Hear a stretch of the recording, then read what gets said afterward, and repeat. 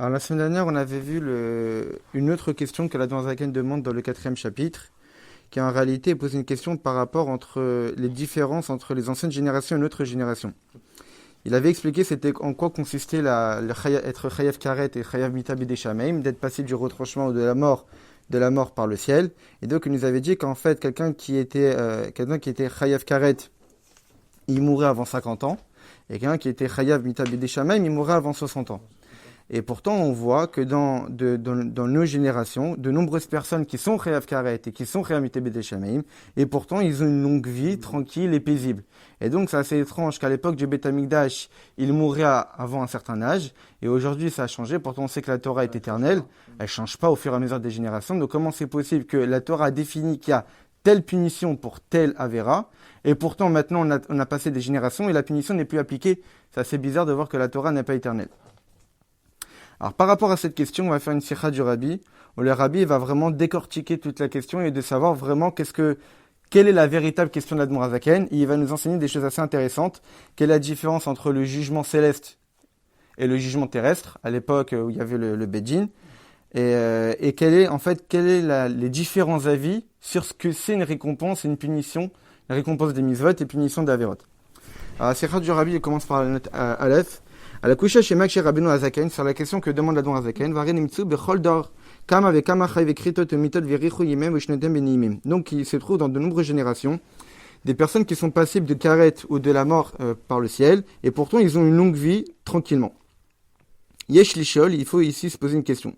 Mais Tchelet Perek Bet, au début du deuxième chapitre, donc toujours des Geret et Teshuvah, Omer Rabbeinu Hazaken, l'Admor HaZaken nous a dit que chez Béchar, chez Osim Teshuvah chez Lema, que lorsqu'une personne fait une Teshuvah complète, En Maskirino Davar, Vechatsi Davar Choule, Veniftar le Gamor Renadjin, que lorsqu'une personne fait Teshuvah, eh bien, jamais on ne mentionnera une quelconque faute, ou même une moitié d'une faute, il est complètement exempt de tout jugement. Donc lorsqu'on fait Teshuvah, eh bien, on efface complètement la faute et jamais on ne le rappellera cette faute-là. Et donc, et donc on comprend pas cette question que pourquoi il y a des personnes qui sont passibles de karet ou de mita bideshamim, pourtant ils vivent longuement. Et tout à fait possible que ces personnes-là ont fait teshuva. Et donc, ils sont exempts de tout jugement. Et ces personnes-là ont peut-être fauté dans leur vie. Ils ont fait d'Averot, que maintenant ils sont passibles de karet au temida bideshamim. Et pourquoi ils vivent plus longtemps que 50 ou 60 ans? Parce que tout simplement, ils ont fait teshuva. Et lorsqu'une personne fait teshuva, il est pardonné de sa faute. Donc c'est pas parce qu'une personne a priori a fait une avera que forcément la punition va tomber tout de suite et on peut plus y remédier. La teshuva pardonne de tout. Donc on comprend pas l'étonnement de l'Admor HaZaken. C'est pas étonnant. C'est la force de la teshuva. Mais pourtant c'est peut-être un étonnement, excusez-moi. C'est peut-être un étonnement pour celui qui n'a pas fait teshuva justement. Comment c'est possible que ce soit encore... Oui, mais en fait, en réalité, l'Admor HaZaken pose une question en général sans même savoir la vie de la personne. C'est-à-dire, on ne sait pas si une personne a fait teshuva ou pas teshuva, mais on voit que des personnes vivent plus longtemps. Alors, l'Admor HaZaken, il pose la question comme si on n'avait pas de réponse assez évidente. Alors qu'en réalité, il dit, mais on a une réponse évidente, c'est de faire teshuva. Juste, c'est où que le Rabbi parle de ça? C'est dans une sikha et dans un livre qui rapporte des commentaires qui commente le Tanya. Il rapporte à la fin de certaines sikhot du Rabbi qui parlent de ça. Mais le Rabbi, il a fait un livre de commentaires sur le Tanya? Le Rabbi n'a fait aucun livre, il a fait des sikhot. Mais il y a des compilations. Il n'a pas fait particulièrement sur le Tanya. Okay. Il y a des compilations de sikhot où le Rabbi traite de plusieurs sujets du Tanya. Okay, merci. Et par rapport à ce qu'on disait la semaine dernière, ok, ils peuvent avoir fait teshuva, mais malgré tout, on voit des personnes maintenant, dans la génération dans laquelle on vit, on n'a pas l'impression qu'ils regrettent leur faute. Ça voudrait dire, est-ce que ça voudrait dire que inconsciemment, eux, ils font teshuva au plus profond de leur cœur, mais que par fierté, ils disent non, moi non, je ne regrette rien. Alors, s'ils font teshuva, c'est qu'ils regrettent. S'ils ne regrettent pas, c'est qu'ils n'ont pas fait teshuva. On a vu au tout début, quand on avait étudié comment s'égrette la teshuva, que la base de la teshuva, c'est le regret. Ça n'a pas de sens de faire teshuva si la personne ne regrette pas. C'est regretter, c'est de ne pas vouloir refaire. Quelqu'un qui fait teshuva normalement, c'est quelqu'un qui prend celui de ne jamais recommencer. Si quelqu'un ne regrette pas, c'est que ça ne le dérangerait pas de recommencer. Et donc, il n'a pas fait teshuva. Alors, il est impossible de dire que la question de l'Admor HaZaken, je vais traduire directement, que la question de l'Admor HaZaken, c'est pour ceux qui transgressent karet, des fautes qui sont passées de karet au midab des shemaim, toute leur vie. Parce que même pour ça, il n'y a pas de question. le fait que ces personnes-là fautent toute leur vie ne prouve pas qu'entre-temps, ils ont fait teshuva. Même si une personne durant toute sa vie, il a transgressé la même avéra. Que normalement c'est passible de karet ou de mida b'deshamim. Ça n'empêche pas qu'entre une avéra et une autre, il a fait teshuva.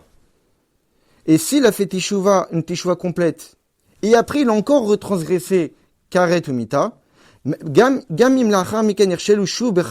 si après cela il a encore retombé dans la faute, il est tout à fait possible qu'en un seul instant il a fait teshuva, avec un regret véritable, et donc il est exempt de karet de mita. C'est-à-dire que c'est pas parce qu'une personne il a fauté une fois qu'il a fait teshuva, ok, mais même une personne qui faute tout le temps. Mais c'est possible qu'entre chaque moment où il a fauté, il regrette. Et ce moment où il regrette, il a fait teshuva, donc il est passible de la punition.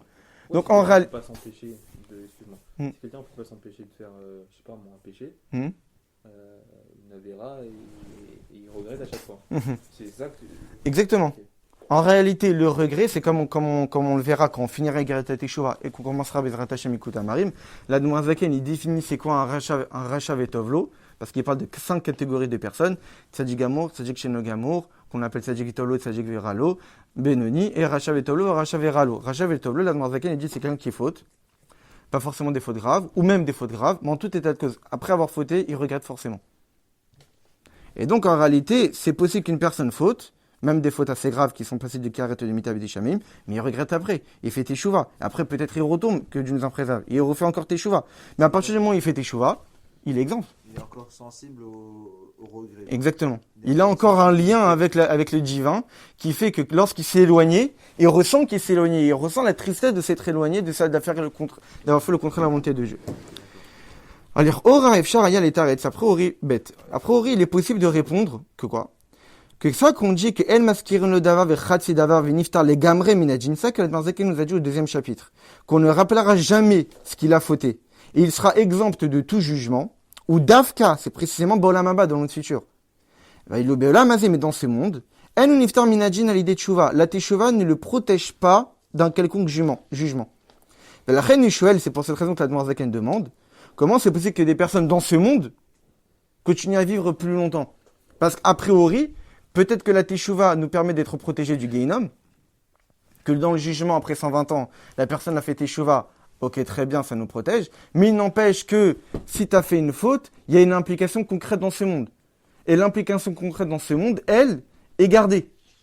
L'implication dans les mondes spirituels après 120 ans, c'est pas gardé, parce que la personne a fait Teshuva, parce qu'après l'Admor Zaken, il avait dit Baolam Haba, dans le monde futur. Donc si l'Admor Zaken dit que la personne est exemptée du jugement du monde futur, Baolam Haba, cela signifie que peut-être que dans ce monde, ça insinue que la punition est gardée.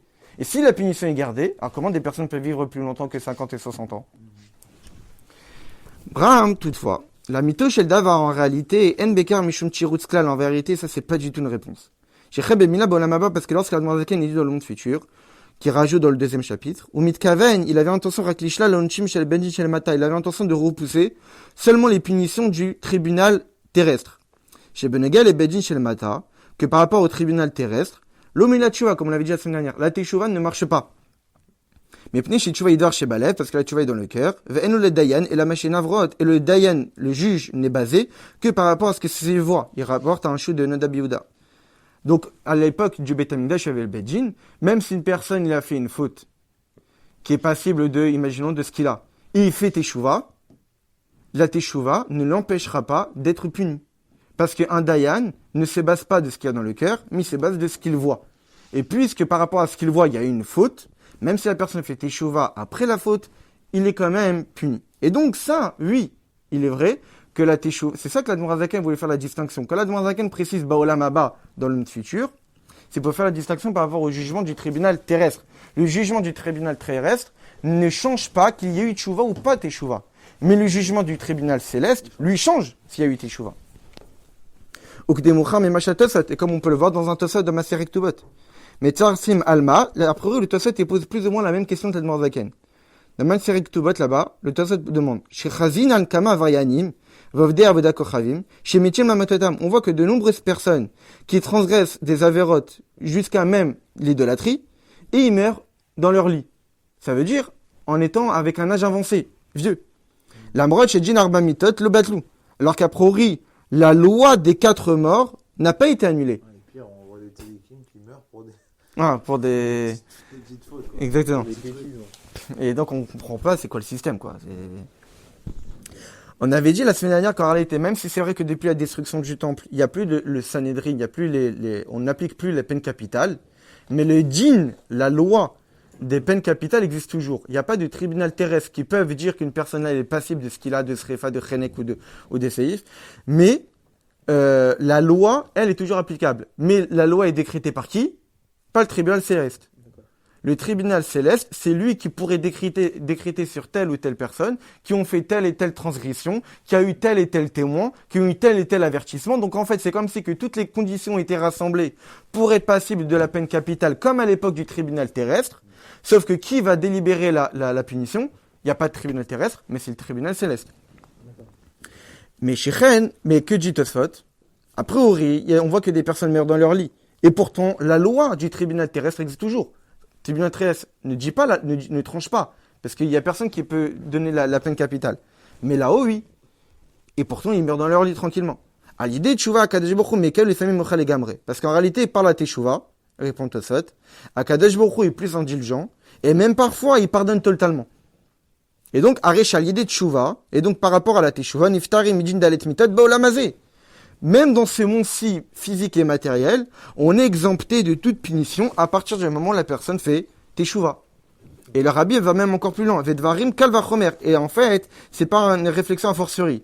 Si déjà les lois des 4 morts, donc lapidation, srefa, etc., que normalement ils étaient donnés au tribunal terrestre, et par rapport à ce jugement du tribunal terrestre, normalement la Teshuvah ne marche pas.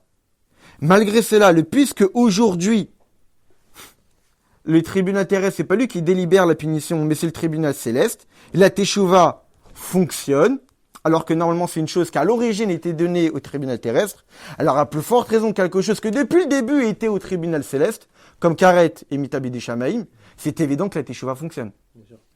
Et donc la question du rabbi reste toujours. C'est quoi cette question que la Admorazaken nous demande? Comment des personnes qui normalement sont passibles de karet, au Temidabid et Shamaïm, ils vivent plus longtemps que 50 ou 60 ans? Mais ils ont fait Teshuvah. Déjà, la Teshuvah fonctionne pour des punitions données par le tribunal terrestre, mais aujourd'hui données par le tribunal céleste. Mais ça marche la Teshuvah, à plus forte raison pour des choses que depuis le début, ils ont toujours été gérées par le tribunal céleste, par Dieu lui-même, que la Teshuvah fonctionne. Excuse-moi, le Mourazaken, il pose la question sans donner de réponse. Juste, Ah si, évidemment, il y aura la réponse. La question du rabbi, c'est que comment cette question peut être posée. Mais il pose la question en vue d'une réponse. Oui, la réponse qu'il va donner, elle est très profonde, ça va s'étaler sur plusieurs chapitres. Et le rabbi pose la question, mais cette question-là, n'importe qui peut donner la réponse. C'est qu'il suffit que la personne a fait teshuvah. Donc, évidemment que s'il y avait eu cette réponse-là, la Admorazaken ne l'aurait pas posée. Parce que tout le monde est capable de donner cette réponse. La Admorazaken pose cette question, c'est que forcément c'est une réponse qui n'est pas évidente. Et donc c'est ça que le rabbi ne comprend pas. A priori, la réponse est évidente. Donc forcément, il faut essayer de comprendre pourquoi la réponse de dire que les personnes font teshuvah n'est pas évidente. Mais ça l'Admorazaken, il le dit déjà. Non. La Admorazaken pose la question, mais il ne dit pas pourquoi, a priori, dire qu'une personne fait teshuvah n'est pas suffisant. Ah, d'accord. Il dit pas.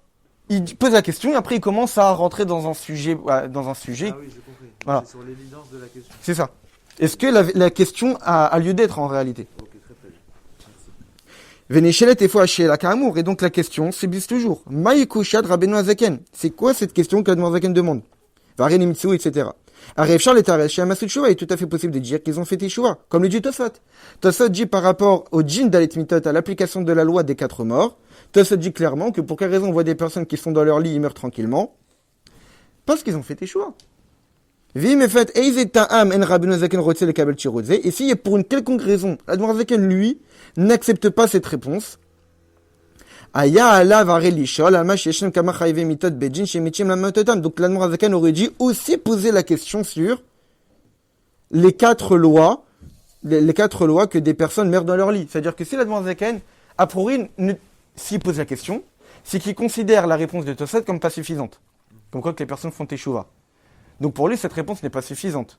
Donc pour lui, la question de Tosfot existe toujours. Et donc là, le rabbi en rajoute encore une autre question. L'Admorazaken pose la question pour ceux qui sont chayav karet ou chayav mitabidi shamaim. Mais en réalité, la question existe aussi pour ceux qui sont chayav mita, bidé Adam. Qu'aujourd'hui aussi, on est passible de ces morts-là. Aujourd'hui aussi, on est une personne, que Dieu nous en préserve, peut être passible de ce qu'il a, de srefa, de chenek, etc. Mais donné par Dieu lui-même. Comme on l'avait vu la semaine dernière, à partir du moment où il y a eu toutes les conditions, comme à l'époque du tribunal terrestre. Et donc, en réalité, si la réponse de Tosot n'est pas suffisante, l'Admor Zaken aurait dû aussi poser cette question. Non seulement Chayav Karet, non seulement Chayav Midei Shamaim, mais aussi Mida Pidei Adam, qui existent toujours aujourd'hui, mais sous une autre forme. Pour quelle raison les gens continuent à vivre tranquillement? Les punitions ne sont plus applicables. Aujourd'hui, on vit on vit comme en France où il n'y a plus de punition. C'est pas possible. Très bien. Al dererze, efshar lishal gam ala Tosot. Alors, là, le rabbi, il dit, cette question qu'on a demandée sur la Zaken, on peut aussi la demander sur Tosot. Alors, al dererze, de cette même manière-là, il est possible de poser la question aussi sur Tosot. La question de Tosot qu'on a déjà vu, c'est quoi? Sham yala chidush Agmara Omer était sur la nouveauté que la Gemara nous a dit, Din dalet mitod le batlou, que les lois des 4 morts du tribunal terrestre n'ont pas été annulées. C'est pas parce qu'il n'y a plus de tribunal terrestre qu'une personne aujourd'hui est libre, il ne peut pas être puni par les 4 morts comme à l'époque. Même après qu'il n'y ait plus de Sanhedrin, la loi est toujours applicable. A priori, pour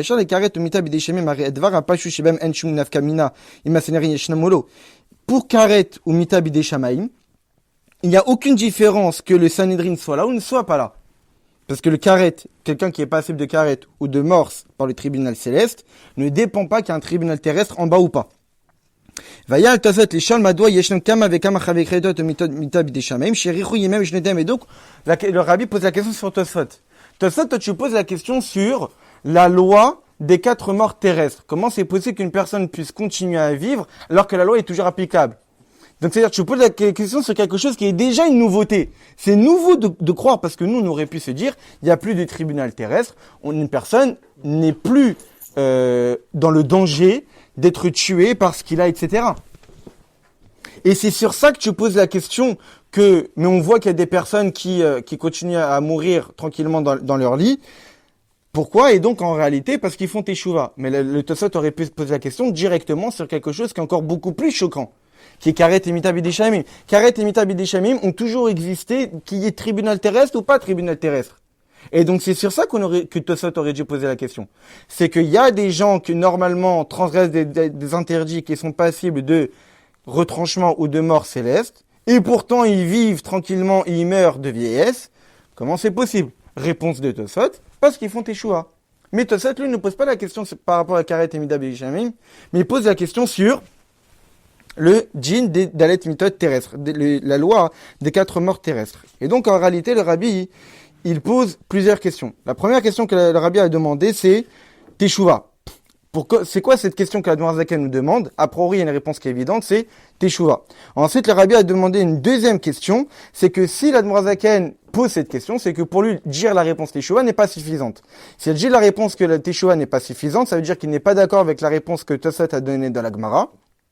Et donc, la Zaken n'aurait pas seulement dû poser la question, mais comment c'est possible qu'il y a des gens qui meurent de Karet, au Temida Bidei Shamaim, et ils vivent plus que 50 ou 60 ans, mais aussi mais comment c'est possible que des personnes qui ont transgressé des interdits qui normalement sont passibles de lapidation, de strangulation, etc., et pourtant ils vivent encore plus, ils meurent dans leur lit tranquillement. Donc, le rabbi, il pose 2 questions sur la Zaken.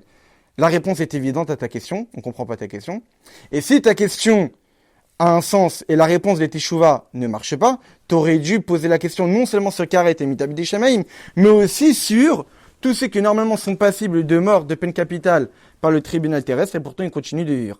Et le rabbi pose une autre question sur Tosot. Si toi, Tosot, tu poses la question, tu es étonné que des gens vivent plus longtemps que prévu, normalement ta question n'aurait pas été seulement sur ceux qui normalement sont passibles par la loi du tribunal terrestre, mais aussi sur Karet et Bidei Shamaim. Et là, le rabbi rentre dans un sujet très intéressant. C'est une différence. Yeshno evdel ikari ben Karet ou Mita Bidei Shamaim les bedjin mitot bedjin. Il y a une différence fondamentale entre passible de Karet ou de mort céleste et les 4 morts du tribunal terrestre, même aujourd'hui qui sont appliqués par le tribunal céleste. C'est-à-dire qu'aujourd'hui, tout est fait par le tribunal céleste, mais il y a toujours cette distinction entre ce qui a toujours été tribunal céleste, comme Karet et Mitabidei Shamaim, et ce qui avant été par le tribunal terrestre, mais maintenant est géré par le tribunal céleste, qui sont les 4 morts du tribunal terrestre. Et à cause de cette différence-là, le Tosfot pose la question que sur les lois du tribunal terrestre, et la Noirzaken ne pose la question que sur Karet ou Mitabidei Shamaim. C'est par rapport à cette différence-là. Quelle est cette différence? Le Rabbi rapporte le Shla Kadosh, qui nous rapporte différents avis parmi les sages d'Ibn Israël, donc le Ramban, le Rambam, le Sefer Ekarim, etc., sur c'est quoi la récompense et la punition des mitzvot. Quand on dit qu'une mitzvah est une récompense et qu'une avira est une punition, qu'est-ce que ça veut dire? Premier avis, Aleph, Shem Baim Bederech Nes, qu'en réalité la récompense et la punition viennent de manière miraculeuse. Klomar, chez Sachar Veonesh Enam Totsam Mesuvav Yesharim chez la Mitzvah Avera, que la récompense et la punition ne sont pas des résultats automatiques de la Mitzvah ou de la Vera. C'est pas parce qu'une personne a fait une Mitzvah, automatiquement il a enclenché une récompense. Qu'une personne a Chazvé Shalom transgressé une Avera, automatiquement il a entraîné une punition. Et là, Mbedugmat Sachar Veonesh Adam Noten Avur Maaseh Atov ou Aferro, où c'est comme quelqu'un qui a fait une chose, et par rapport à cette chose-là, je vais le récompenser. Un enfant, il a étudié mon fils a étudié un pérec de Mishnah, je vais lui donner 10 euros. Est-ce qu'il y a un lien entre 10 euros et le pérec de Mishnah? Il n'y a pas de lien. C'est qu'il a été établi que par rapport à ça, il y a ça. Mais est-ce qu'on va dire que l'un entraîne l'autre naturellement? Non. Le pérec de Mishnah n'entraîne pas 10 euros. Le pérec de Mishnah entraîne une récompense, et ça a été établi que la récompense est 10 euros. Une personne s'est mal comportée, ça a entraîné une claque. Mais est-ce que ça veut dire que de manière naturelle, quelqu'un qui se comporte mal, ça provoque une claque? Pas forcément. Mais ça a été établi que la punition, c'est la claque. Ça dépend pour qui, quoi. Bon. Il y en a qui portent le nom et la claque, quoi. Ah oui, là je comprends ce que tu veux dire. Il y a des têtes que naturellement ça entraîne. Ah, c'est spontané. Donc ça, c'est la première vision que rapporte le Shla Kadosh, qu'une mitzvah a une récompense et une avera a une punition, mais qu'il n'y a pas de lien logique entre les deux. Il n'y a pas de lien de cause et effet. Il y a une mitzvah, alors on va donner une récompense. Allez, on va donner ci, on va donner ça, mais il n'y a pas de lien naturel. Deuxième vision des choses, Mbaim Beteva, c'est lien de manière naturelle. C'est-à-dire que Dieu a enraciné dans les mitzvot et dans la vérote une nature. C'est que lorsqu'une personne met les tefilines, naturellement, il y a telle récompense pour les tefilines. C'est pas qu'on a choisi telle récompense, c'est que la nature des tefilines entraîne ça. Quoi qu'il arrive. Et que la nature de cette avéra-là entraîne ça. C'est naturel. Par un effet de cause et conséquence. C'est comme si j'ai planté une graine, ça va pousser. J'ai pas fait en sorte, allez, je mets une graine et je vais mettre un arbre dessus. Naturellement, à partir de la graine, a poussé l'arbre. Naturellement, j'ai fait une mitzvah, ça va pousser la récompense qui lui convient. Naturellement, la personne a fait une avéra, naturellement, ça va pousser une punition. Donc, c'est un effet de cause à effet. C'est une règle, en fait. C'est ça. Comme dans les lois qu'on a, nous, aujourd'hui. Comme les lois civiles, on va dire. Bah, les lois civiles, pas forcément, parce que les lois civiles, c'est qu'on a décrété que pour telle chose, t'as telle chose. Mais pas que de manière naturelle, ça a entraîné. C'est pas parce qu'une personne... En fait, le premier avis, c'est ça un salaire. Par exemple, je travaille 25 heures. Je sais pas, n'importe quoi. Et je gagne 2000 euros. Mais est-ce que vraiment mon travail a entraîné 2000 euros? Non. Peut-être se dire, c'est plus comme une loi de la nature. C'est ça, c'est une loi, exactement. J'ai planté quelque chose, c'est normal que ça pousse. C'est ça, exactement. C'est fait pour pousser. Exactement. J'ai compris. Donc le premier avis, c'est on a établi. Le deuxième avis, c'est un effet naturel.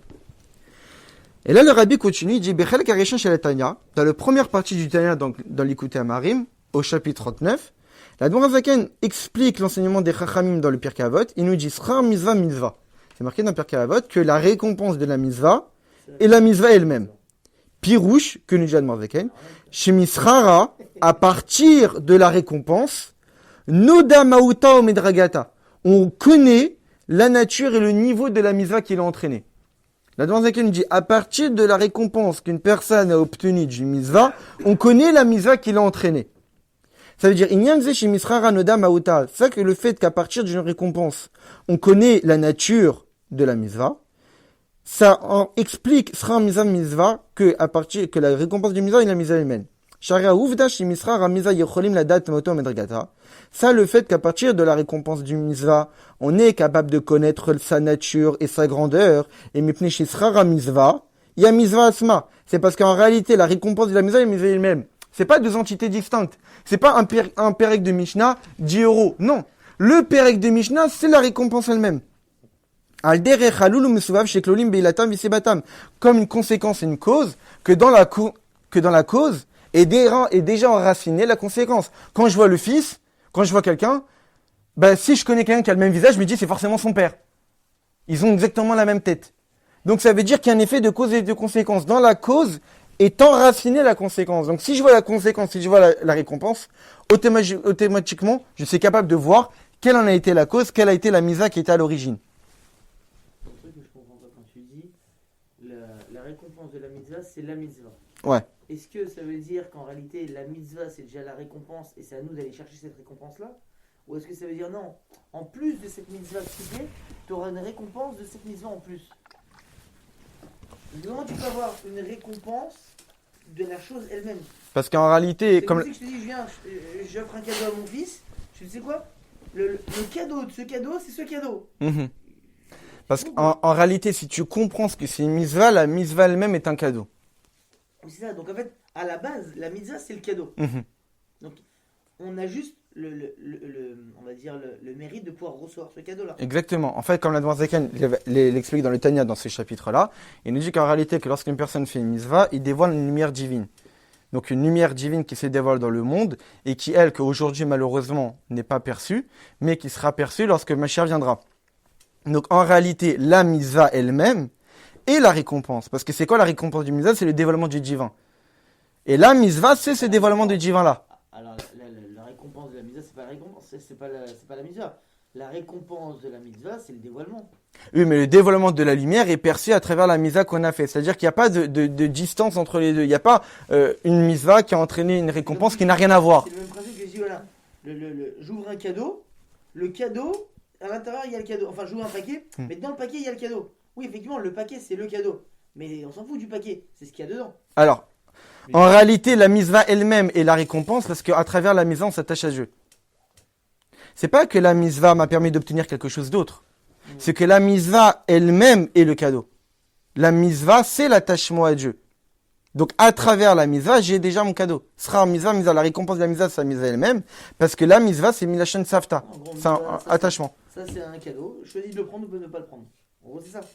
En gros, en réalité, quand tu essaies d'éduquer, par exemple, ton enfant, quand un enfant il est petit, comme il dit le Rambam, au début, tu donnes des cadeaux. Tu utilises un période de Mishnah, tu fais un Jiro, etc., etc. Mais au fur et à mesure qu'il va grandir, tu dois essayer de lui faire comprendre que le fait même qu'il a appris ces chapitres est déjà une récompense en soi. Et déjà la meilleure des récompenses qu'il pourra obtenir, et que toute récompense qu'on pourra lui donner, ça sera inférieur à la récompense d'avoir connu le chapitre. Parce que de connaître ces périques de Mishnah, pour toi, est la meilleure des récompenses que même les 10 euros ou la voiture électrique ou n'importe quoi que je pourrais te donner.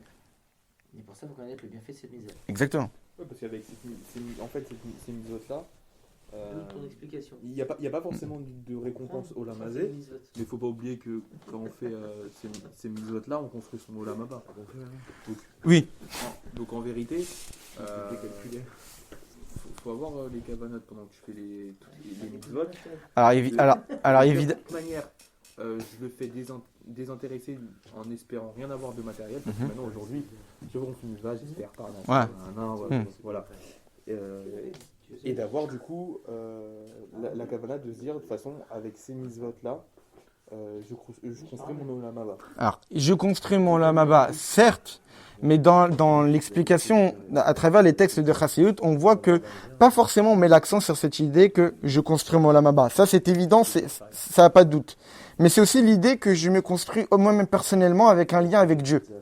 C'est ça en réalité la plus belle des récompenses. Parce que même quand je dis que je construis mon olam haba, ça reste inférieur à ce que je suis capable d'obtenir dans ce monde. Dans la Chassidut, on explique, basé sur une phrase de Pirkei Avot, qui a fait Shachal B'Tshuva Masim Tovim Mikol Chayo Olam Haba, qu'en réalité, un moment dans ce monde vaut plus que tout le monde futur. Parce que dans le monde futur, c'est vrai qu'à travers la mitzvah, j'obtiens une récompense dans le monde futur. Mais dans le monde futur, j'obtiens ce qu'on appelle un rayonnement du divin. c'est quelque chose qui, a priori, est assez insignifiant. La Neshama est capable de percevoir le divin, de comprendre le divin dans l'Olam Haba, mais ça reste insignifiant ce que je suis capable d'obtenir dans ce monde. Comme c'est pour cette raison que lorsqu'on passe dans un cimetière, on cache nos tzitzit. On peut se poser la question, pourquoi on cache les tzitzit? Parce qu'en réalité, on leur fait honte. Comment on leur fait honte? Ils sont dans l'Olam Haba, ils sont dans le Gan Eden. C'est nous qui avons honte lorsqu'on passe avec eux. Non, parce que dans le Gan Eden, ils ne peuvent plus accomplir de misa. Ah, une misa est plus importante que tous les dévoiements du Gan Eden? Ouais. Parce qu'une misa, c'est l'essence même de Dieu. Alors que dans le Gan Eden, c'est juste un rayonnement de divin. C'est pas l'essence même de Dieu. Donc la misva et la récompense elle-même. Le zéou pirouche sera un misva, et c'est ça en fait le sens, que la récompense de la misva et la misva, que la misva elle-même est la récompense. De là, qu'est-ce qu'on comprend de là? Par rapport aux punitions, que les punitions viennent de manière naturelle des Averot. L'Admorazaken, dans le chapitre 39, nous dit en fait clairement que la récompense de la misva vient de manière automatique et naturelle. C'est pas quelque chose qui n'a aucun rapport avec la misva. C'est pas un péré qui dit euro. C'est à travers la misva découle une récompense de manière automatique. Donc si l'Admorazaken a défini ça par rapport à la misva, il en est de même pour la Avera. C'est que la Avera entraîne automatiquement, naturellement une punition. Pas une punition qui n'a aucun rapport, mais une punition qui lui est similaire. Par exemple, une fois dans une sikha, le rabbi pose la question par rapport à Purim, qu'en réalité, quelle est la vérote qui a entraîné le décret de Purim? Et donc, il rapporte plusieurs avis. Il y a un avis qui dit qu'ils ont mangé pas cachère, il y a un avis qui dit qu'ils étaient présents au festin, etc., qu'ils ont profité des ustensiles ramenés par Achashverosh qui apportaient au Beth Amikdash. Et le rabbi, en réalité, il casse toutes ces réponses. Et en fait, il dit que tout simplement, le décret de Haman n'était qu'une conséquence naturelle de ce qu'ils ont fait. Qu'est-ce qu'ils ont fait en fait, les Bnei Israël à l'époque d'Achashverosh? Ils ont mis de l'importance à Achashverosh. Ils sont allés au festin d'Achashverosh dans le sens que pas ils ont profité de quelque chose qu'il fallait pas profiter. C'est qu'ils ont mis de l'importance à ce que Achashverosh pensait. Ils ont considéré que la protection qu'Achashverosh leur procurait était importante à leurs yeux. Et donc, et comme le dit le rabbi, normalement nous on est protégés. Parce que Dieu nous protège. Parce que nous on est comme une brebis parmi 70 loups. De manière naturelle, une brebis parmi 70 loups se fait déchiqueter en 10 secondes.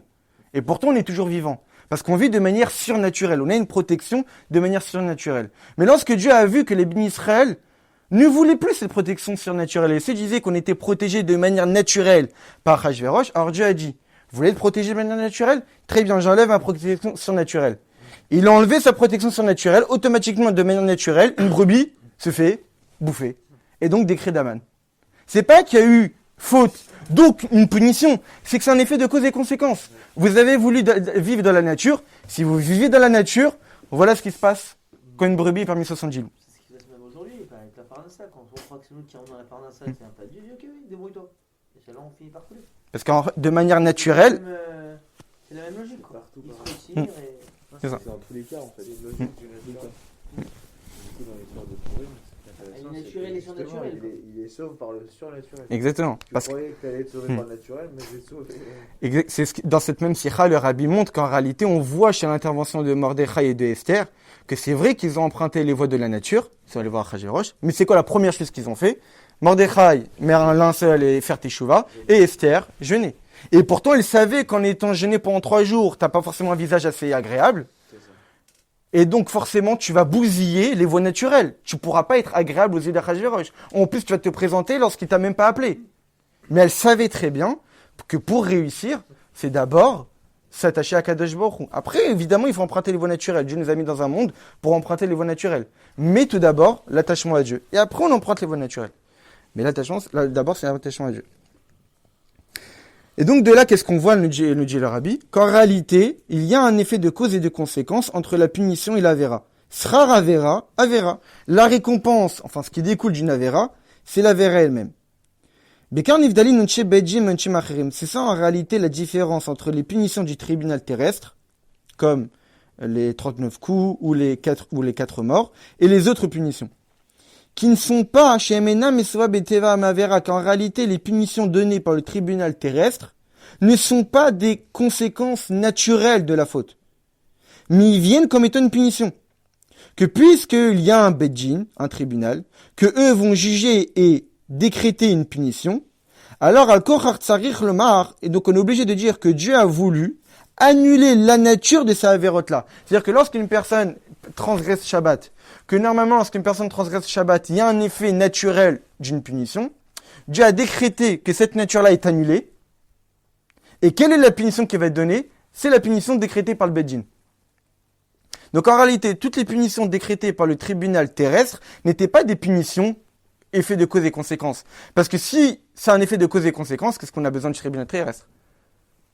Il y a eu la faute, naturellement, il y aura la punition. Si Dieu a voulu faire intervenir le tribunal terrestre, c'est que Dieu a voulu que pour certaines fautes, il n'y a pas cet effet naturel qu'une cause implique, que la vera implique la punition naturelle, mais Dieu a voulu que le Beddin de lui-même décrète quelle est la punition.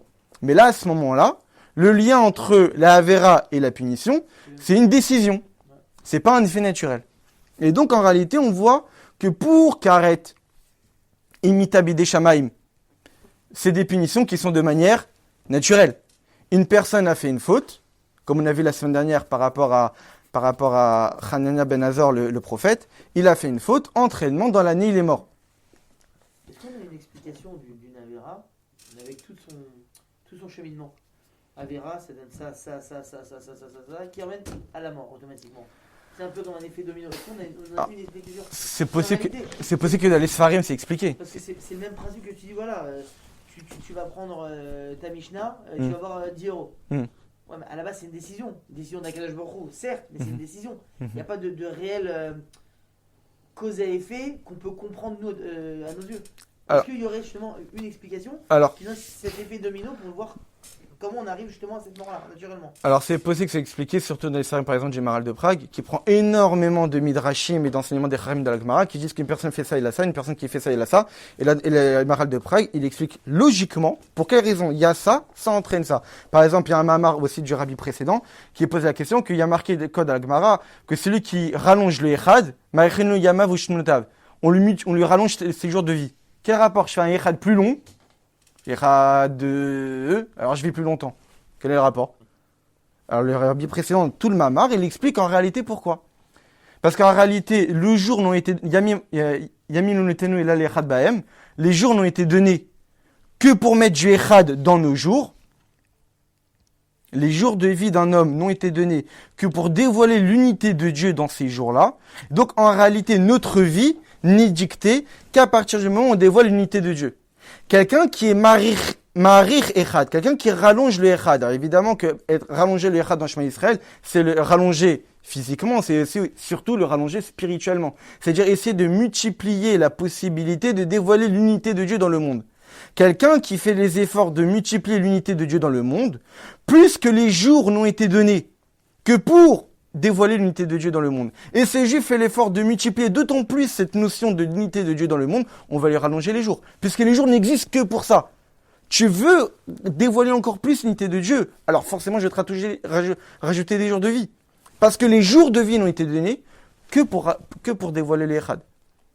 Et ça, j'imagine que dans plein de sarim et dans plein de mitzvot, on t'explique pour quelle raison ça entraîne ça entraîne ça.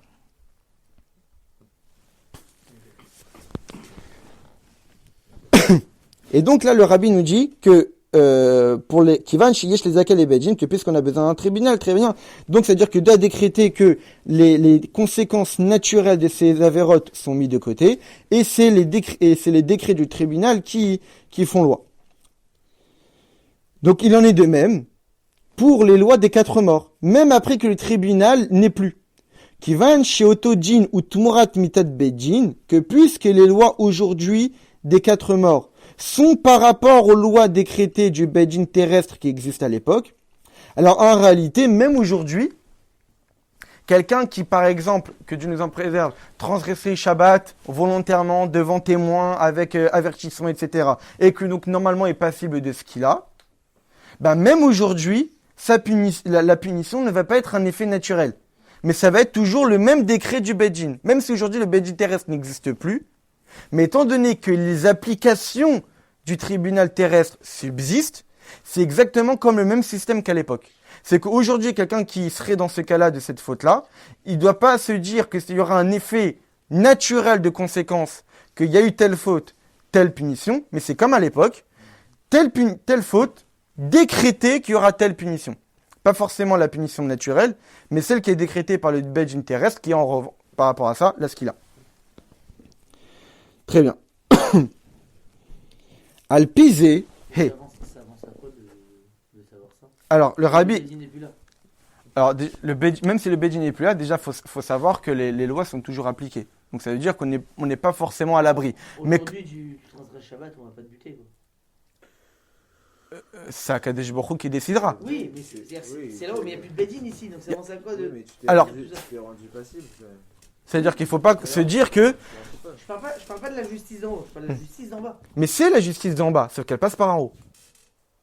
C'est-à-dire qu'aujourd'hui, tu vas pas entre 3 rabbinines qui vont décréter, bon, on va te faire ce qu'il a. C'est évident. C'est pour ça. Voilà. Mais sauf que là-haut, il y a ce tribunal qui stipule que telle personne-là devrait subir telle chose. Donc le tribunal d'en bas n'existe plus. Le tribunal d'en bas n'existe plus, mais les lois du tribunal d'en bas existent. Les lois du tribunal d'en bas, en Ça veut dire que elle est concrètement, gérée on va dire, par ok, le T'as tribunal d'en transgressé haut. Shabbat, tu mérites de mourir de telle sorte, là où ils vont dire ok, et tu vas mourir de telle sorte. À part, s'il a fait teshuva. C'est ça ce que l'Arabie souvent dans les sikhot dit, le plus qu'on a, entre guillemets, dans cet exil, c'est qu'on ne laisse le temps de faire teshuva, on laisse la possibilité de faire teshuva. À l'époque, tribunal terrestre, teshuva ou pas teshuva, la personne devait être quand même être passible de la punition. Parce que, comme on l'a vu tout à l'heure, par rapport aux chutes de Nodabi Yehuda, les Dayanim, ils ne se basent qu'en fonction de ce qu'ils voient, et non pas en fonction de ce qu'il y a dans le cœur. Mais Dieu, lui, il voit ce qu'il y a dans le cœur. Donc s'il voit qu'une personne fait teshuva, il peut complètement effacer la faute et donc plus de punition. Ouais. Quoi? On aurait pu été très très beau. Tu vois, par exemple, c'est ce qu'on fait le jour de Yom Kippour. On demande pardon sur les fautes pour lesquelles on est passible de ce qu'il a. Et Exactement. des 4 morts du Bédine. Ouais. Parce que quelque part, même s'il n'y a plus de Bédine pour dire tu dois faire ça, quand tu as fait cette avéra, tu t'es rendu khayab, tu t'es rendu coupable de cette. C'est comme s'il y avait un lien entre toi et cette faute, tu vois. Et la sentence, c'est comme si elle planait au-dessus de toi, mais pas dans un Bédine terrestre. Exactement. Ouais. Et donc, d'après tout cela, hein? Ça va bien se passer. Tu vas te sentir stressé? Non, j'ai senti le lumière là. Et donc, d'après tout cela, on comprend la question de Tosfot, qu'il pose précisément pour les lois des 4 morts, et la question du Yegeret et Teshua d'Admarzaken, qui pose précisément pour Karet et Mita B'dei Shamaim. Karet et Mita B'dei Shamaim, donc le retranchement de la mort céleste, étant donné qu'ils ne sont que des conséquences naturelles des fautes, et donc il y a une différence par rapport entre l'époque du temple et aujourd'hui. Comme l'Admarzaken avait expliqué après, qu'à l'époque du Beth Amikdash, étant donné que les bénis Israël recevaient leur vitalité seulement par leur âme divine, donc dès qu'une personne fautait, et donc il coupait le lien avec l'âme divine, il n'avait plus de possibilité de recevoir de vitalité, et donc il mourait avant 50 ans ou 60 ans. Mais aujourd'hui, en exil, étant donné qu'on est capable de recevoir de la vitalité aussi malheureusement de la Sitra Chara, de l'autre côté, entre guillemets, des forces du mal, alors la personne peut survivre plus longtemps, même s'il s'est détaché de son âme divine. Bon, de toutes les manières, tout ça, ça va être expliqué dans les chapitres d'après. La stracha, elle a muté quoi, entre avant et maintenant. C'est pas la Sitrara Vous pouvez pas donner d'énergie maintenant qu'on en donner. C'est pas la Sitrara qui a muté, mais c'est notre lien à la Gdusha qui a changé. Il n'y a plus de Beth Amikdash, donc il y a une sorte de scission qui s'est faite, et qui fait qu'aujourd'hui, par rapport à notre bassesse spirituelle, notre vitalité ne provient pas seulement de l'âme divine. Et donc, s'il y a coupure avec l'âme divine, il y a toujours moyen de continuer à vivre avec la Sitra Chara. Et votre Beth Amikdash, c'était Que l'âme divine. Et comment ils ont réussi à fauter jusqu'à faire détruire le Beth Amikdash dans ce cas-là? Et ça arrête toujours. Il n'y avait pas de... Mais ça veut dire que, non, mais ça veut dire que tu es attaché à une source de vie. Mais c'est pas parce que tu es attaché à une source de vie que ça t'empêche pas la personne de pouvoir faire le contraire de ça, qui est le libre arbitre. Et qui en réalité, c'est comme s'expliquait en Chassidut, que Dieu nous a créé de manière à ne pas ressentir notre source de vie. C'est ça toute la différence, que par exemple, la Dmorazaken et dans Chassidut, on explique la différence. On voit que dans certains textes, on dit que le monde a été créé par la parole de Dieu, et dans certains textes, on dit que le monde a été créé par la volonté de Dieu. Alors le monde a été créé par la parole de Dieu ou par la volonté de Dieu? Alors le Dwarzaken explique qu'en réalité, le monde a été créé par la parole de Dieu, c'est le chomer, la matière du monde. Mais la tsura, la forme du monde, l'esprit de chaque créature a été créé par la volonté de Dieu. Quelle est l'idée qui a été cachée derrière? C'est que nous, on a été créé par la parole de Dieu. Une parole, c'est quelque chose qui se distance de notre corps. On a été créé de manière à ressentir qu'on s'est distancé. Qu'on n'est pas attaché à notre source. Qu'on a l'impression qu'on vit de par nous-mêmes. Est-ce qu'on vraiment on ressent à chaque instant qu'on est attaché à Dieu? Est-ce qu'on vraiment on ressent que lorsqu'on prie, c'est comme si qu'on avait mangé? On a un regain de vitalité? Non. Et donc en réalité, Dieu nous a créés de cette manière-là. Pourquoi? Pour l'effort.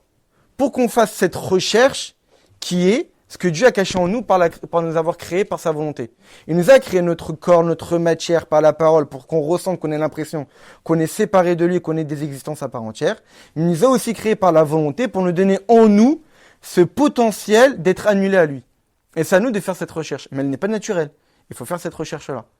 Et donc, même si on est, à l'époque du Beth Amikdash, ils étaient attachés seulement par l'âme divine, il y avait toujours le besoin de faire cette recherche, de ressentir qu'on est attaché à l'âme divine. Mais s'il n'y a pas cette recherche, il n'y a pas cet effort, le Yetzer Hara fait son travail, malheureusement. Et donc, la question de Tosfot, elle était sur la loi des 4 morts, et non pas sur Karet et Mitabidei Shamaim. Pourquoi? Parce que par rapport à Karet et Mitabidei Shamaim, il était possible de répondre la réponse que donne Egeret et Teshuvah. Ça, ce qui est intéressant, ce que dit le Rabbi, c'est qu'on avait posé la question. Tosfot, lui, dans la Gemara d'Amasechet Ketubot, demande. Donc, a priori, les lois des 4 morts du tribunal terrestre existent. Mais pourtant, il y a des gens qui vivent plus longtemps que prévu. Ils meurent vieux dans leur lit. Comment c'est possible? Et pourquoi Tosfot n'a pas posé la question sur Karet et Mitabidei Shamaim? Parce qu'eux aussi, ils vivent plus longtemps que prévu. Réponse du Rabbi. Parce qu'il y a la réponse que l'Admorazaken va donner plus tard. C'est-à-dire que Tosfot n'a pas posé cette question sur Karet et Mitabidei Shamaim, parce qu'il sait qu'il y a la réponse qui existe après que l'Admorazaken va donner. Mais par rapport à la loi des 4 morts, étant donné que c'est quelque chose qui n'est pas naturel, Kimalpi Bedin Shelmala, c'est pas une punition qui est naturelle. C'est quelque chose qui est décrété. Chez Alpi Bedin Magial Onesh, que normalement, d'après le décret du tribunal, la punition arrive. Et donc, il n'y a aucune différence que ce soit à l'époque du Beth Amikdash ou En Shum Nafkamina Imze Bizon Abeit ou Bizon Agalut. C'est pas de différence si c'est à l'époque du temple ou à l'époque de l'exil. En réalité, c'est ça ce que veut dire le Rabbi. C'est que si une Avera entraîne de manière naturelle une punition, c'est qu'on est dans un système que Avera est égal punition. Et donc, il y a une différence entre la nature telle qu'elle était à l'époque du Beth Amikdash et la nature telle qu'elle était à l'époque d'aujourd'hui. Donc, c'est pour cette raison que cette distinction d'époque ne se retrouve que pour les punitions qui sont naturellement découlantes de la Avera, comme Karet et Mitabidei Shamaim, qui a une punition qui a une Avera qui entraîne naturellement une punition. Et donc, cette nature-là, vu qu'elle a été changée, la nature du monde a changé entre l'époque du temple et l'époque d'aujourd'hui. Et donc, c'est pour cette raison que c'est possible qu'aujourd'hui, on ne voit pas les punitions. Qu'une personne vit plus longtemps que 50 ou 60 ans, parce que la nature a changé. Mais pour les lois qui ne dépendent pas de la nature, qu'il y a eu telle faute, alors ça a été décrété telle Avera, à l'époque du temple, à l'époque d'aujourd'hui, ça ne change rien. Puisque ce n'est pas dépendant d'une nature. La nature grandiose spirituelle de l'époque, ou la nature catastrophique d'aujourd'hui, n'a pas d'incidence sur « j'ai décrété qu'il y a ce qu'il a pour ça ». Parce que c'est pas dépendant d'une nature. Et donc c'est pour cette raison que Tosfot pose la question sur ça. C'est pas dépendant d'une nature. Et pourtant, les gens vivent plus longtemps. Que pour Karet et Mitabidei Shamaim, les gens vivent plus longtemps, c'est compréhensible. On n'est plus dans un même système. On n'est plus dans le même système, on est dépendant que de l'âme divine, on est aussi dépendant de la Sitra Achara. Donc c'est normal que des personnes peuvent vivre plus longtemps. Parce qu'ils ont sur autre chose se raccrocher pour vivre plus longtemps. Mais pour des punitions qui sont décrétées par le tribunal, c'est pas par rapport à un raccrochement, c'est pas par rapport à une époque, c'est un décret. Donc comment c'est possible que des personnes puissent vivre plus longtemps? Réponse, Teshuvah. Parce que même si ça a été décrété qu'il y a telle punition pour telle Avera, la Teshuvah a la force de même changer cette décision-là. Mais malgré cela, Bram Tiroudze ou Rag Benegal Unchebeji, mais le rabbi continue encore en détaillant. Mais cette réponse-là, que la teshuva marche, c'est seulement pour les punitions du tribunal. Mais par rapport aux punitions de Karet et Mida Bidei Shamaim, si Dieu a installé une nature que pour telle avérote qu'on transgresse, forcément de manière naturelle la personne meurt avant 50 ou 60 ans, comment la teshuva peut changer une nature? C'est pour cette raison que la Admorazaken pose cette question en réalité. C'est la première question qu'on avait demandé du rabbi, c'est quoi? Mais c'est quoi cette question que toi tu nous poses à l'Admorazaken? Comment c'est possible que des personnes vivent plus longtemps que 50 ou 60 ans? Ils ont fait teshuva. Mais en fait, cette réponse-là n'est pas possible pour Karet et Mida Bidei Shamaim. Parce que Karet et Mida Bidei Shamaim sont des punitions qui viennent de manière naturelle. Ya'avera entraîne automatiquement punition. Que tu fasses teshuva ou pas teshuva, tu peux décider ce que tu veux. T'as envoyé une balle, et forcément elle va tomber par terre. Tu peux décider ce que tu veux dans ta vie, t'as envoyé une balle, elle va tomber par terre. Il y a aussi des avérotes où la teshuva, c'est la mort. C'est-à-dire Il y a que la mort qui les Il n'y a que la mort qui fait que la teshuva soit acceptée. Oui. Alors on avait vu déjà que puisque l'Admorazaken n'a pas rapporté ces passages de la Gemara, c'est que forcément lui va nous donner une teshuva qu'on n'a même pas besoin de passer par la mort. D'accord, ok.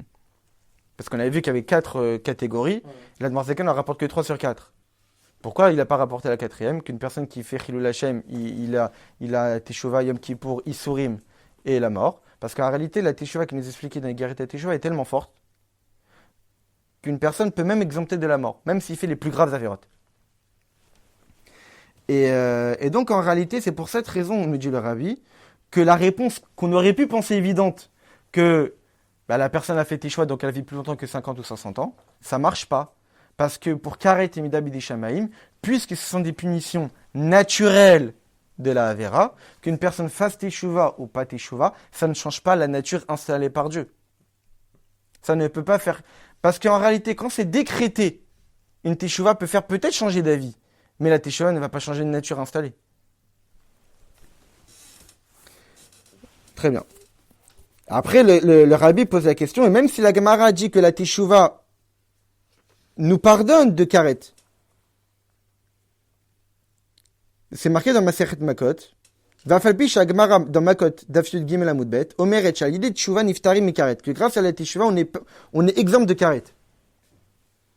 Et en réalité, l'Admorazaken pose une question sur la Gemara elle-même. Mais comment c'est possible que la teshuva peut changer la nature? La question que l'Admorazaken pose ici, comment une personne peut vivre plus de 50 ou 60 ans? En réalité, l'Admorazaken pose la question sur la Gemara elle-même. Toi, la Gemara d'Amaseret Makot, tu nous dis que la teshuva permet d'être exempté de Karet, mais Karet, c'est une punition naturelle. Comment la teshuva peut empêcher un effet de cause et de conséquence? La teshuva peut empêcher une décision, mais la teshuva ne peut pas empêcher une conséquence qui découle automatique. C'est un processus. Mais a priori, le processus est déjà lancé. Tu peux faire ce que tu veux, c'est plus dépendant de toi. C'est pas une balle, quoi. C'est pas t'attirer la balle, elle doit arriver à son but. Si tu la stoppes en plein milieu, tu la joues à la Matrix. Pourquoi pas? Alors, en réalité, l'Admorazaken va répondre à cette question en nous expliquant comment fonctionne cette nature. C'est ça, en fait. En réalité, l'Admorazaken va dire que la teshuva a une incidence. Mais pour comprendre comment, en réalité, ce que veut dire, c'est que la teshuva est une réponse. Sauf que c'est pas une réponse évidente du tout. Parce que pour comprendre comment la teshuva peut changer les choses, faut comprendre comment déjà fonctionne la nature. Quelle est la nature qu'elle était à l'époque du Beth Amikdash? Quelle est la nature que nous aujourd'hui? Et comment la teshuva a une incidence sur ça? Donc dire, mais ils vivent plus longtemps parce qu'ils ont fait teshuva, t'as rien répondu. Parce que s'ils ont fait teshuva, c'est-à-dire qu'ils ont changé de nature, comment c'est possible? Il faut expliquer comment fonctionne la nature. Et ça, c'est ce que l'Admorazaken va nous expliquer dans les chapitres d'après. Enfin, dans ce chapitre-là. Et donc, le rabbi finit en disant deux choses. Ce qui ressort de tout cela, il ressort deux choses. C'est qu'à l'époque, chez Bisman Agalut, aujourd'hui à l'époque de l'exil, Yachol Gam Chayav Karet Omita Bidei Shamaim, une personne qui a transgressé Karet, des fautes qui sont passées de Karet Omita Bidei Shamaim, il peut vivre plus longtemps que 50 ou 60 ans, même s'il n'a pas fait teshuva. Parce qu'en réalité, la nature a changé. Ne crois pas qu'une personne vive plus longtemps que 50 et 60 ans parce qu'il a fait teshuva. C'est pas vrai. Il est possible qu'une personne n'a pas du tout fait teshuva, Et il vit jusqu'à 90 ans. Comment c'est possible? La nature a changé. Et le rabbi et l'Admor Zaken vous expliquer, ça veut dire quoi que cette nature a changé. Shechen bizman azé, parce qu'aujourd'hui, mlobesh et ashpa mifrenat hetata beser sfirot denoga, au mimile où yachol les câbles cheout mechalot asitra chara. Parce qu'en réalité, le hetata, le he inférieur, des 10 sfirot de noga, le hetata, le he inférieur du Shem Havaïe, qui est notre source de vie, le hetata, le he inférieur, c'est la shrina, qui est notre source de vie. Il est habillé dans les 10 sfirot de noga, dans les klipotes. C'est pour cette raison qu'on dit Shrina de Galuta. Shrina Begaluta. La Shrina, elle aussi, en galoute. Si la Shrina, elle aussi, en galoute, c'est-à-dire que la Shrina, elle aussi, elle est sous l'influx, elle est complètement descendue et annihilée et enveloppée par les clipotes.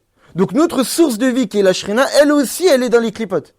Donc, c'est pour cette raison que même si une personne faute, il tire sa vie de où? Il peut continuer à tirer sa vie des clipotes. Comme la demande de Zakam nous expliquait. On dit tout ça pour ensuite qu'il y ait des questions qui soient posées, pour ensuite qu'ils répondent. On ne peut pas dire avant ça passait comme ça parce qu'il y a eu ça. Aujourd'hui c'est plus comme ça parce que maintenant c'est comme ça. Mais ça va être expliqué dans le chapitre du Tanya. Tout ça avant. Non, ça c'est une sikha du Rabbi. La sikha du Rabbi porte sur la question. Comment cette question a un sens? Mais à la base de cette question, il y a un texte. Ce texte-là, pourquoi on ne le dit pas avant? Parce que justement, il y a eu telle ou telle chose, ça se passait comme ça. On peut mourir à 50, 60 ans. Aujourd'hui, c'est pas possible parce qu'il y a eu ce changement. Pourquoi on attend toutes ces questions et tous ces Alors, machins? parce que en réalité, toute la Torah, elle est basée sur un questionnement et un développement et une réponse. Donc, c'est pour cette raison que l'Admor Zaken dit qu'il y a une question qu'on se pose. À l'époque, les gens mouraient avant 50 ou 60 ans lorsqu'ils transgressaient certaines fautes. Aujourd'hui, ils vivent plus longtemps. Pourquoi? Et là, il explique. C'est ce que le rabbi demande, mais c'est quoi cette question? C'est quoi ce pourquoi? Ils ont fait Teshuvah. Et le rabbi, en réalité, il explique longuement comment dire ils ont fait Teshuvah n'est pas suffisant. C'est ça tout le sens de cette explication assez longue. C'est pourquoi cette réponse n'est pas suffisante. Et deuxièmement, que grâce à la Teshuvah, on est capable de faire revenir la Shrina comme elle était avant. Un juif est capable, grâce à la Teshuvah, de refaire attacher sa Neshama à sa source. Donc, premièrement, que même si une personne ne fait pas Teshuvah et peut vivre plus longtemps que 50 ou 60 ans, mais pour autant, il est influencé par les clipotes. Il n'a pas une véritable vie. C'est pas une vie qui a un bon goût. Et comme le dit le Rabbi Rachab dans Kontra Somayan, ça va pas durer longtemps. Ça peut pas durer longtemps en réalité. Qu'est-ce qui peut durer longtemps? Ça peut pas durer longtemps qu'un juif peut vivre à travers les clipotes. Parce que là, c'est un jour, on a l'occasion d'étudier ce texte qui est magnifique. Le Rabbi Rachab de Kontra Somayan explique en réalité comment fonctionne la vitalité d'un juif, comment fonctionne la vitalité d'un non-juif. Qu'on est dans deux systèmes complètement différents. Et en réalité, ce qui se cache derrière nous, lorsqu'un juif est amené à fauter, c'est qu'il se dit « j'ai envie de me mettre dans le système non-juif ». Pourquoi? Parce que lorsqu'on est dans le système juif, tu fais des mitzvot, ta récompense, tu fais des avérotes, ta punition. Dieu nous a mis dans un système où on fait dépendre tes bonnes actions, on fait dépendre ta subsistance dans ta vie, la parnasse, etc., de ton bon comportement. Le système non-juif, c'est open. Que tu te comportes bien ou pas bien, je peux te donner de la richesse, etc. C'est pas dépendant de leur bon comportement. Et donc, un juif, lorsqu'il voit ce système des non-juifs, il a l'air intéressant. Que je fasse des mitzvot ou pas des mitzvot, je peux être riche. Alors, le juif, inconsciemment, pourquoi il est amené à fauter pour être dans ce système-là? C'est pour cette raison qu'en réalité, on voit des gens qui fautent et qui prospèrent. Parce qu'ils sont rentrés dans le système non-juif. Mais Rabbi Rachab explique que c'est pas possible qu'un juif puisse rester aussi longtemps dans le système non-juif. Aussi longtemps, tu parles de quoi? D'une période par rapport à... Alors ça peut être une période de 3 semaines, ça peut être une période de 1 mois, ça peut être une période d'une année, de 10 ans, etc. Donc on parle par rapport, aussi longtemps par rapport à la vie de la personne. Exactement. Il y a des gens toute leur vie ils restent comme ça. Alors peut-être qu'à un moment donné ils ont fait Teshuvah, donc ils sont redevenus dans le système juif. Mais il y en a, on en connaît. Une pensée de Teshuvah, ça suffit. Je sais même pas de quoi tu parles quand tu parles de Teshuvah. Alors déjà... De quoi tu es en train de parler? Alors, il y en a plein. Dieu va lire quand même. Alors Dieu. Tu parles de gens qui ont 40, 50, 60, 70 ans, quoi. C'est pas des. Oui, mais d'un autre côté, déjà, on connaît pas leur vie privée. Une fois, même le Rabbi l'a dit clairement dans une sikha. Il comprend pas comment le Mashiach n'est pas encore venu, parce que le Mashiach vient lorsque tout le monde a fait Teshuvah. Et le Rabbi dit clairement dans la sikha, il n'est pas possible qu'une seule personne dans toute la génération n'a pas eu une fois une pensée de Teshuvah.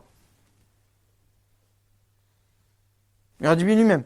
Ce n'est pas possible qu'un juif n'a pas eu au moins une fois dans sa vie une pensée de Teshuva. Même c'est un juif qui connaît rien.